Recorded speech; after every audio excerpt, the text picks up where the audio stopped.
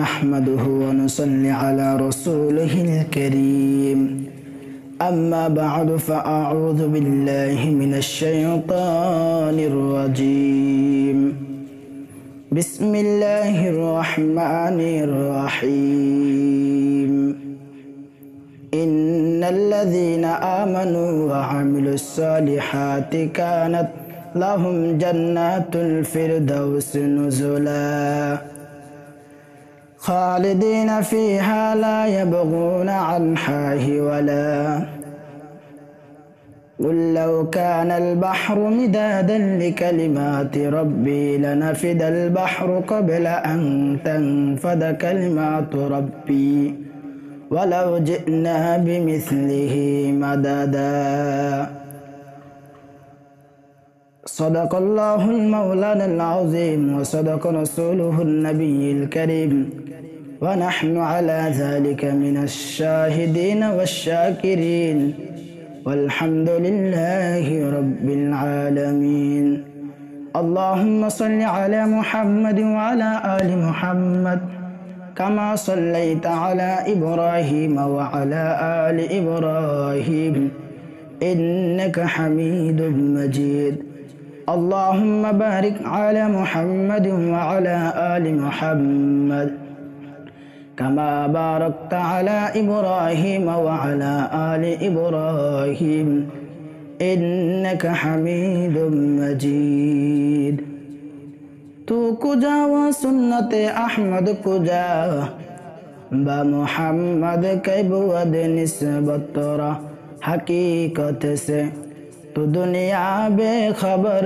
ہے دنیا کی نمائش پر نظر ہے قرآن راہ پیش نظر ہے شریعت اللہ راہ پیش نظر ہے طریقات আলহামদুলিল্লাহ আল্লাহ পাকের দরবারে লাখ কোটি শুকরিয়া যে মহান রব্বুল আলামিন আমাদেরকে আজকে এই মহা মজলিসে আসা এবং বসার তৌফিক দান করেছেন এবং কিছু কথা বলা এবং শোনার তৌফিক দান করেছেন এই জন্য আমি অন্তঃস্থল থেকে কালিমাত শুকর আদায় করি আলহামদুলিল্লাহ।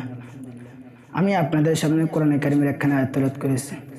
এই আয়াতের মধ্যে আল্লাহ তাআলা বলেন ইন্নাল্লাযীনা আমানু নিশ্চয় যারা ঈমান এনেছে ওয়া আমিলুস সালিহাত এবং আমল সালেহ করেছে কানাত লাহুম জান্নাতুল ফিরদাউস নুজুলা আমি আল্লাহ পাক তাদের জন্য মেহমান স্বরূপ জান্নাতুল ফিরদাউস রেখেছি খালিদিনা ফিহা তারা তাতে স্থায়ী হবে লা ইয়াবগুনা আনহা ওয়ালা তারা তাতে কখনো বের হওয়ার কামনা করবে না। কারণ জান্নাতটা হলো এত সুন্দর জায়গা, ওই জান্নাতের মধ্যে যখন প্রবেশ করবে দ্বিতীয়বার বাইর হওয়ার কামনা করবে না। আমার মাওলা করিম বলে, ও বান্দা, দুনিয়ার জমিনের মধ্যে যখন তুমি একবারের মধ্যে কয়েকদিন থাকো তখন তোমার মনটা অন্য দিকে ছুটে যায়, দাদার বাড়ির দিকে ছুটে যায়, নানার বাড়ির দিকে ছুটে যায়, শ্বশুর বাড়ির দিকে ছুটে যায়, আত্মীয় স্বজন বাড়ির দিকে ছুটে যায়। জান্নাতটা এত সুন্দর জায়গা, ওই জান্নাতের মধ্যে যখন তুমি প্রবেশ করবে দ্বিতীয়বার ওই জান্নাত থেকে বের হওয়ার কামনা করবে না। জান্নাতে যাওয়ার জন্য আমাদেরকে আল্লাহর হুকুম মানতে হবে, নবীর সুন্নত তরিকা চলতে হবে, নবীর আদর্শ অনুযায়ী চলতে হবে। তাহলে আমাদের জন্য দুনিয়াতে শান্তি, আখিরাতে শান্তি পাইব। আর যদি দুনিয়াতে আল্লাহ তাআলার হুকুম না মানি, নবীর সুন্নত তরিকা না চলে, নবীর আদর্শ অনুযায়ী না চলে, তাহলে আমাদের জন্য হলো জাহান্নাম। কেমন জাহান্নাম? ওই জাহান্নামের মধ্যে এক হাত বা সোহাত উপরে সুরজটা চলে আসবে, তখন তোমার মাথার মোদকগুলো টপ টপ করে বাতের মতো উতরে থাকবে, তখন তুমি পানি পানি করে চিৎকার করতে থাকবা। আর মাওলা বলবে, ও ফেরেশতারা যাও যাও, তার মুখের মধ্যে ফুটন্ত রক্ত ফুসপানিগুলো ঢেলে দাও। যখন তার মুখের মধ্যে ফুটন্ত রক্ত ফুসপানিগুলো ঢেলে দিবে, সে খেতে পারবে না, ফালা দিবে।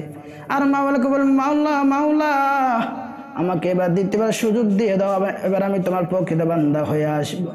আল্লাহ বলবে, ও বান্দা শুন, আমি আল্লাহ পাক তোকে ৭৭ বছর হায়াত দিয়েছি, ৩০ বছর হায়াত দিয়েছি, ৪০ বছর হায়াত দিয়েছি, ৫০ বছর হায়াত দিয়েছি। হায়াতগুলো ফেয়ে কি করেছো?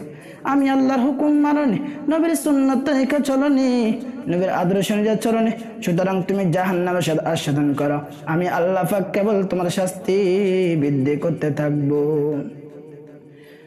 এই জন্য কবি বলেন, যেদিন তুমি এসেছিলে বাবে কেঁদেছিলে একা, তুমি হেসেছিলে সবে।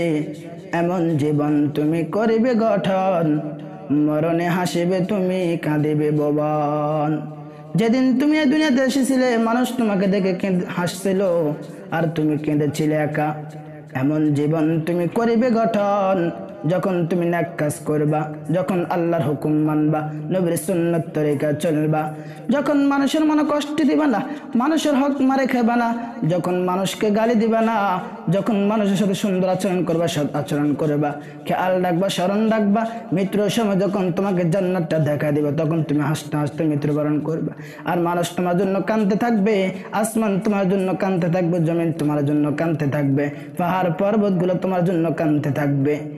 কারণ আসমান কানবে কেন?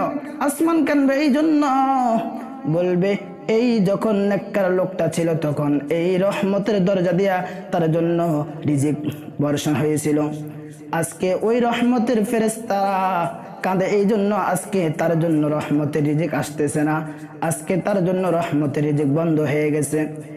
আর জমিন কানবে, বলবে এই লোকটা যখন আমার উপর দিয়ে হাঁটছিল, তখন আমার থেকে খুব ভালো লাগছিল, আমার থেকে খুব মজা লাগছিল, খুব ভালো লাগছিল। আজকে কিন্তু ওই লোকটা নাই, আজকে নেককার লোকটা নাই, আজকে হলো জাহান্নামী লোকগুলা।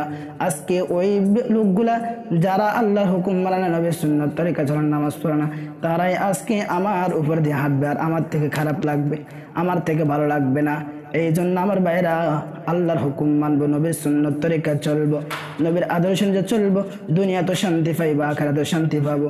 নবীর সুন্নাত তরিকা চলবো না, নবীর আদর্শ অনুযায়ী চলবো না, দুনিয়া তো শান্তি পাবো না, আখিরাতে শান্তি পাবো না। এই জন্য আমাদেরকে আল্লাহর হুকুম মানতে হবে, নবীর সুন্নাত তরিকা চলতে হবে। আমি যে কথাগুলো বলেছি, আল্লাহ পাক আমাকে এবং আপনাদেরকে আমল করার তৌফিক দান করেন। ওয়া আখিরু দাওয়ানা আলহামদুলিল্লাহি রাব্বিল আলামিন।